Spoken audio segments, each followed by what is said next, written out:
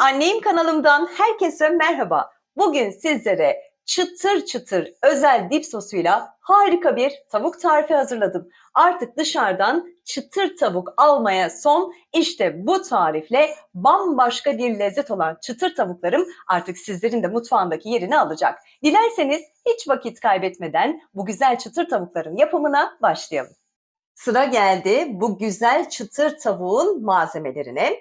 Şöyle göstermek istiyorum. Benim göğüs etlerim biraz büyüktü işin açıkçası. Ben kendim bu şekilde kestim. Bakın birazcık şöyle etli etli olmasını istediğim için biraz kalın kestim diyebilirim. 2 parça tavuk göğüs eti, özetle söylemek gerekirse. Ve şimdi tabii ki bu çıtır tavuğu nasıl yapacağız? Onun için de malzemelerimi sırasıyla saymaya devam ediyorum ve geleceğiz baharat kısmına. Şimdi un, yumurta ve tabii ki galeta ununa ihtiyacım var ama klasik bir paneleme işlemi gerçekleşmeyecek. Zaten sırrı da burada. Şimdi bakın burada 1 çay kaşığı tuz, dolu dolu 2 çay kaşığı kırmızı toz biber unun içerisine girecek.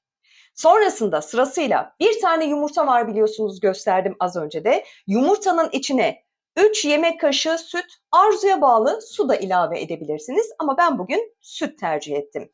Dolu dolu 3 çay kaşığı köri ve burada da yine gördüğünüz gibi baharat çeşitlerim var.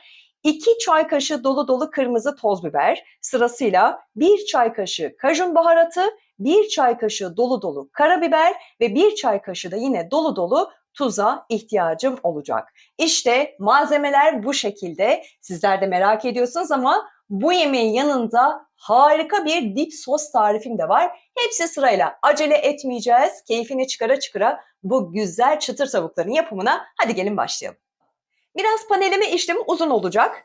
Şurada görmüş olduğunuz gibi belki bir su bardağından biraz daha fazla una ihtiyacım var. İçine dolu dolu, az önce söyledim, malzemeler kısmında da ayrıntılı bir şekilde sizlerle paylaşacağım ama yine de atlamayalım, sırasıyla gidelim. 2 çay kaşığı dolu dolu kırmızı toz biberi şu şekilde sade una ilave ediyorum. Aynı şekilde 1 çay kaşığı tuzu da yine unla buluşturuyorum. Bu ilk un kısmının baharatları.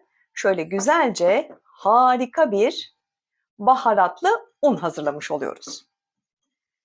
Bugün bu tarifle emin olun, hani dışarıdan kova kova söylediğiniz, şimdi marka söyleyemiyorum, sizler çok iyi anladınız.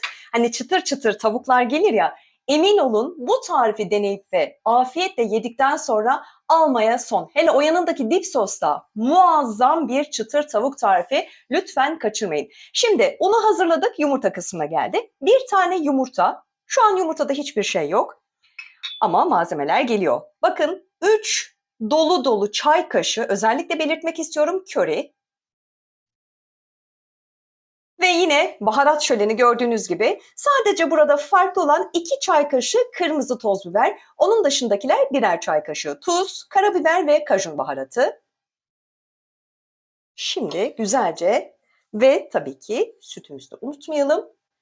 3 yemek kaşığı dolu dolu süt, arzuya bağlı, bir kez daha tekrar ediyorum, su da ilave edebilirsiniz. Asla topaklanmayacak.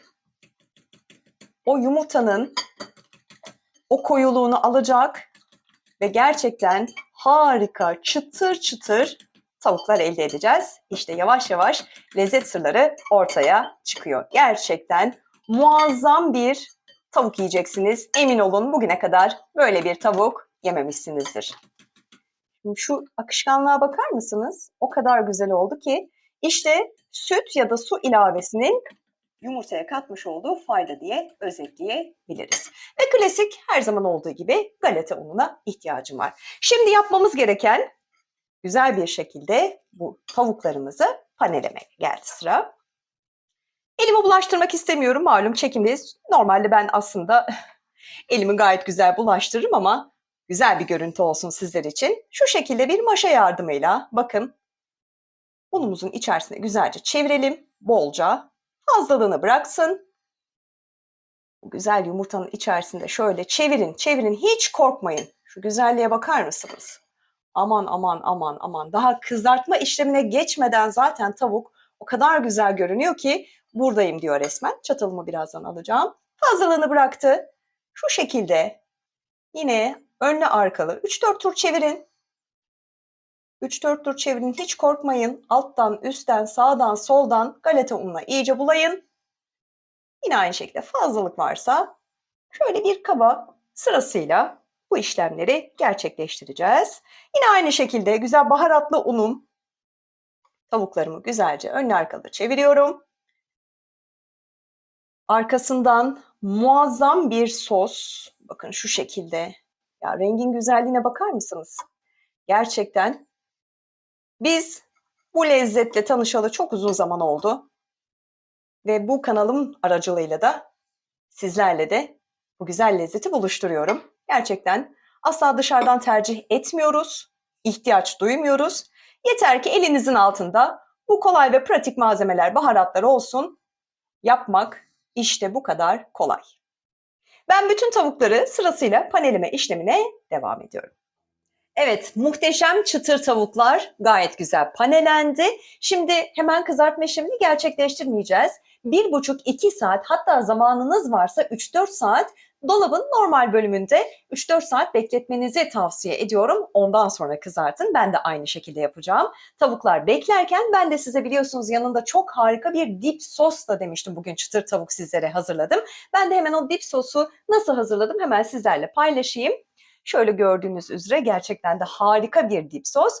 2 yemek kaşığı dolu dolu mayonez, 2 yemek kaşığı aynı şekilde yine dolu dolu yoğurt. 2 diş sarımsak güzelce ince tarafıyla rendeliyoruz.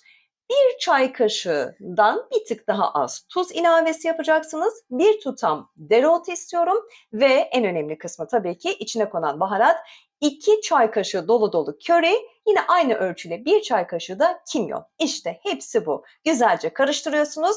Afiyetle bu çıtır tavukların yanında dip sosla güzelce tüketiyorsunuz. Şimdi tavuklar dolaba dinlenecekler. Sonrasında buradayız. Sıra geldi bu harika tavukları kızartma işlemine. Ben yaklaşık 2 saat dolapta beklettim. Zamanınız varsa 3,5-4 saat dinlendirebilirsiniz. Çok daha lezzetli olacaktır. Bu paneleme işlemini bitirdikten sonra istediğiniz kadar kızartıp diğerini de difrizinizde saklayabilirsiniz. İstediğiniz zaman yine çıkartıp kızartma işlemini yapabilirsiniz. Şimdi ocağımızın altını açalım. Yağımızı boşaltalım. Çok fazla bir yağ değil, sadece tavanızın yüzeyini kaplaması bu işlem için yeterli olacak. Öyle vıcık vıcık bir yağın içerisinde de işin açıkçası kızarmayacak. Bakın işte bu kadar yağ yeterli olacak. Yine önemli bir detay, yağın iyice kızması gerekecek. Şimdi yağın kızıp kızmadığını klasik bir yöntemle isterseniz test edelim. Şöyle tavuğumuzu çok azıcık. Evet, gayet güzel görünüyor. Hiç beklemeden ben de güzel çıtır tavuklarımı kızartmaya başlıyorum. Güzelce bir maşa yardımıyla, çünkü yağ oldukça kızgın. Gördüğünüz gibi bakın asla yağ tavuğun üzerine çıkmayacak. Sizden istediğim kızartma yağının oranı mutlaka bu şekilde olmalı. Her lezzetin mutlaka bir püf noktası vardır. Eğer siz de bu püf noktalarına dikkat ederseniz harika çıtır tavuklar elde edersiniz. Şöyle sıra sıra dizmek istedim. Dolapta beklediler. Gayet güzel oldu. Dinlendi ve şimdi bol kızgın yağda kızarma zamanı. Ortaya da bir iki tane sığarsa alacağım. Bir parça daha koyarsam sanıyorum bu işlem tamam olacaktır. Şimdi hiç ellemeyeceğiz. Asla arkasını önünü çevirmeyeceğiz. Yaklaşık 2,5-3 dakika kadar bu şekilde kızgın yağda kızarması için bırakacağız tavukları. Yaklaşık 3 dakikadır tavuklarım aynı yönde kızarıyorlar. Artık bir kontrol edelim. Evet, bakın eğer bu renkte ise çok doğru bir şekilde kızarmış demektir. Şimdi aynı işlemi arka tarafları için de yapalım. Buradaki kesim tamamen size kalmış. Ben bu şekilde seviyorum. Biraz içinin sulu olmasını aslında istediğim için bu şekilde kestim. Siz jülyen de kesebilirsiniz. Bu şekilde de yapabilirsiniz. Dediğim gibi tamamen size kalmış. Gerçekten harika, çıtır çıtır tavuklar elde edeceğiz. Bakın şu güzelliğe bakar mısınız? Tam olmasını istediğim altın renk diyebilirim. Şimdi hiç ellemeyelim. Aynı şekilde diğer tarafı da tıpkı bu yüzey gibi kızarmaya devam etsin. Şu an bu kızartmanın başında gelen kokuyu bir duysanız, o kadar güzel bir baharat kokusu var ki anlatamam size. Artık benim şu anki tavuklarım gerçekten pişti. Tam istediğim gibi oldu. Şu görüntünün güzelliğine bakar mısınız? Bundan sonrası artık yanmaya doğru gider. Onu tabii ki hiçbir zaman istemeyiz.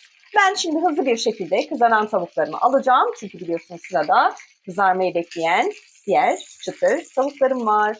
Şimdi sıra tabağımdaki kalan diğer tavuklarımı da yine aynı şekilde kızartma işlemine devam edeceğim. Ben bütün tavuklarımı kızartacağım. Sonrasında güzel dip sosum ve sunumla karşınızda olacağım.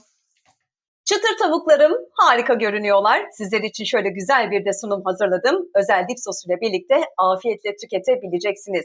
Beyler, bu tarifi mutlaka eşlerinize yaptırın. Evet, sizin özel maç günleriniz olur. Hani böyle arkadaşlar toplanırsınız ve dışarıdan o kova kova tarifli olan tavuktan sipariş edersiniz.